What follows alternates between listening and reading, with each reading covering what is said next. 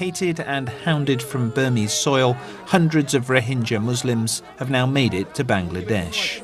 They're bringing with them horror stories of how an army crackdown on militants became a relentless assault on Rohingya communities. The Burmese army have set many of our houses on fire. Some men were shot dead and some were slaughtered. We are in deep pain. We feel like jumping into the sea. They set our houses and mosque on fire. My 2 sons are missing. They're killing people. Where are we supposed to live? These Rohingya won't be missed. Though many families have been in Myanmar, also known as Burma, for generations, most people see them as illegal immigrants who belong in Bangladesh. The Burmese army doesn't want us to see what it's up to in northern Rakhine State, so it's keeping journalists and international aid workers out.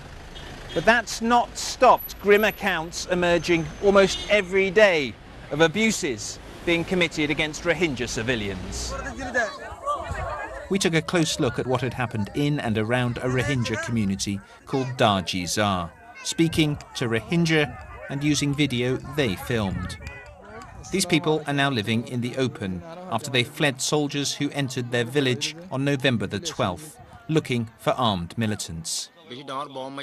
With a helicopter flying overhead, the soldiers opened fire, killing men and, we're told, women and children.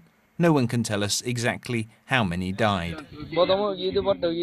When people felt safe enough to return, they found those that had fallen.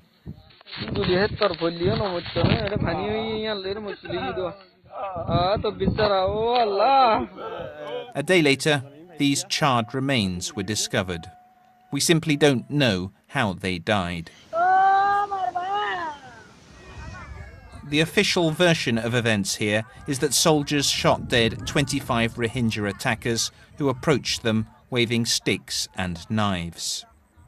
Campaigners from Human Rights Watch have analysed satellite images of Darjizar and say in the week that followed, 265 houses were destroyed.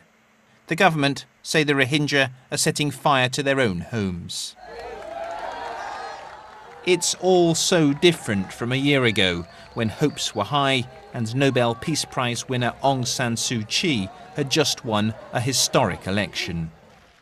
But Miss Suu Kyi's power comes not from principles, but partnership with the army. So much to the disappointment of human rights campaigners, she's refused to investigate the alleged abuses. My worry is the same as your worry and the rest of the world, that we may be seeing something more horrendous than we anticipated. But unless we have a credible investigation, we will not know that, will we? Awful things are taking place in northern Rakhine State, whether it's a crudely managed counterinsurgency or, as some say, ethnic cleansing. The continued suffering of the Rohingya is beyond question. Jonah Fisher, BBC News, Myanmar.